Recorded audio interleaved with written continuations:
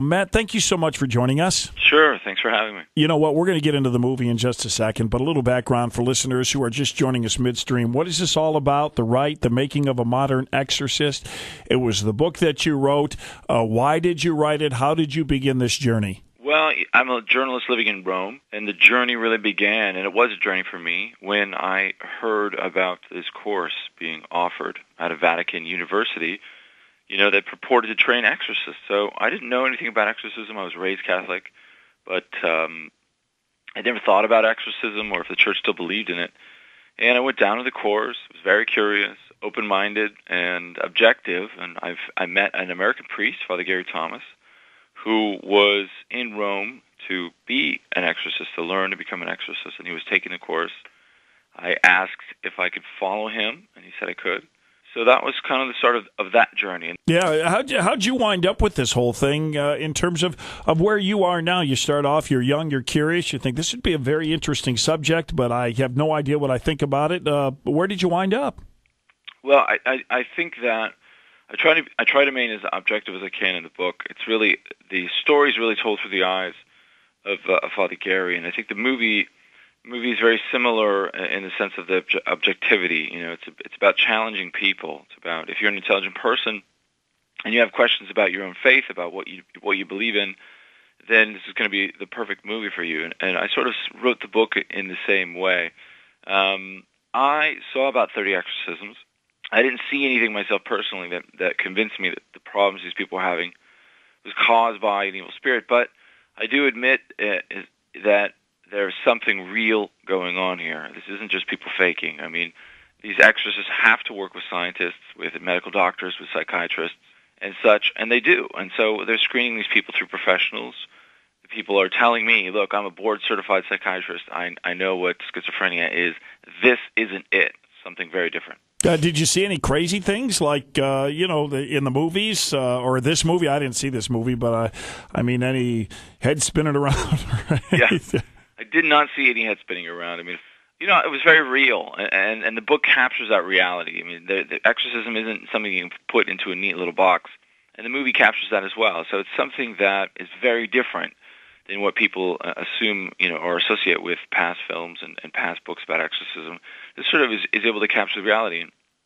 And I did see some very strange things. I saw some very kind of bizarre and, odd behavior. But I heard a few exorcisms that really creeped me out. And, when you hear the gruff and guttural voice and the person's personality changes, there was one woman who was able to bend the legs of a metal chair, and she wasn't that strong of a woman to begin with. So the book, tries to capture this reality. Of course, Father Gary Thomas, he saw more exorcisms than I did, and he saw some very, very scary ones.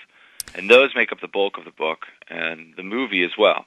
Yeah, you talk about, not to get too graphic, because I really think you did an excellent job of bridging that gap where you answer the questions of psychological disorders and mental illness aspect, but then you also delve into the spiritual realm, and you do talk about some documented cases like people that, threw up, and there was, an instance where there were nails, and that can kind of, connotate voodoo or something.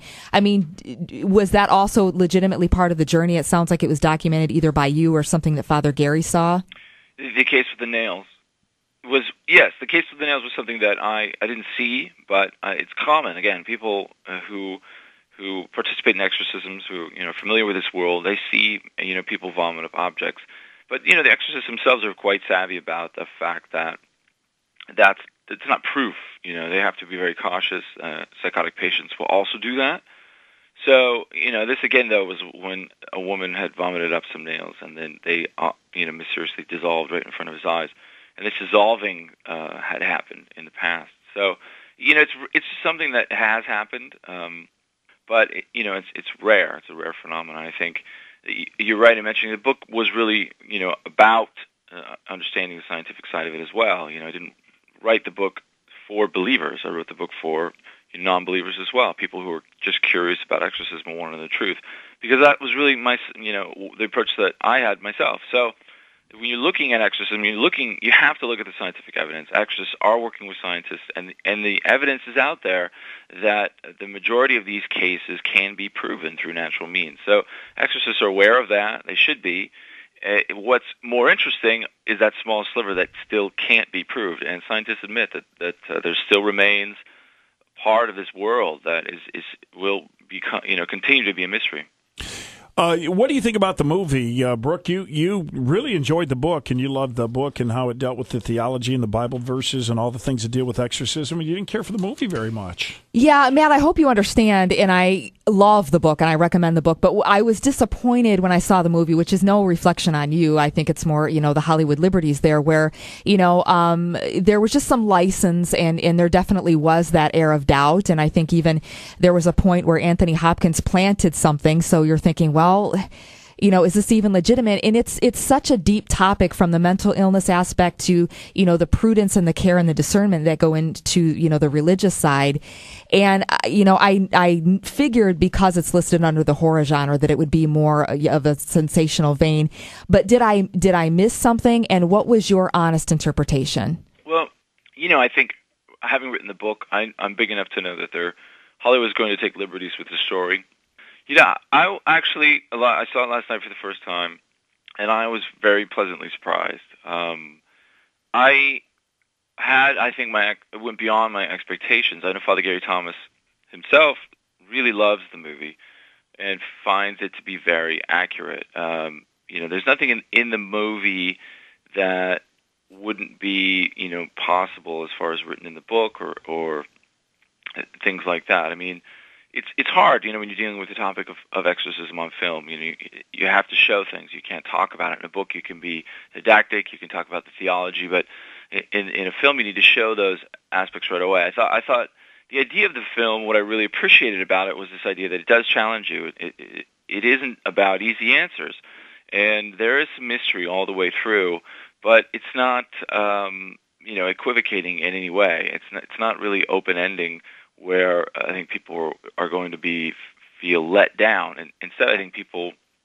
my impression is that people will hopefully go away thinking about exorcism in a way that they hadn't seen it, before, or heard about it before, talked about before, but also about the nature of evil, because the film is really about the nature of evil.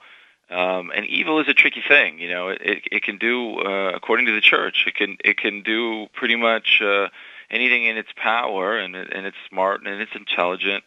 So I like that. I like that aspect of the film, and then it ultimately is a film about faith. So it's about evil wanting to stay hidden and uncovering it and all these kinds of things. And I thought it was a very intelligent film, and I appreciated that. I mean, there's a scene in there that is exactly like the exorcisms that I saw in Rome, to a T. And I've never, ever seen an exorcism portrayed that way on film. And I was speaking with Father Gary after we saw the movie, and he completely agreed. And it's not what people will expect. And I think that's the challenge. People do have so much of their own expectations when they come to this topic, that what you're trying to do is portray the reality. So yes, the film has some differences, but it does capture that reality.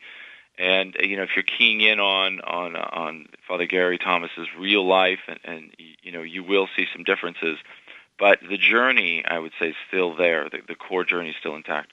Hey, Matt, what's next for you? I have to ask. I mean, a young guy with a family. I mean, if you focus too much on this, I don't know what that would be a good thing. What's next for you? Yeah, well, I'm definitely taking a step back away from the dark. I think I wrote the book in such a, when my approach to the book was really uncovering the mystery of the reality of this world. It wasn't keying in on the sensational, the dark elements that people associate with it. In fact, the book, in some ways, and the movie as well, it is about this, uncovering the power of prayer. But I definitely am. It's time, I think, for somebody else to step in and write about demons.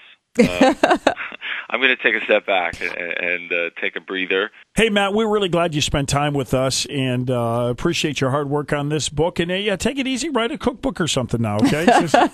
Yeah, that's right. That sounds good, actually. Thanks, Matt. Matt, thanks for the time. Sure, thank you.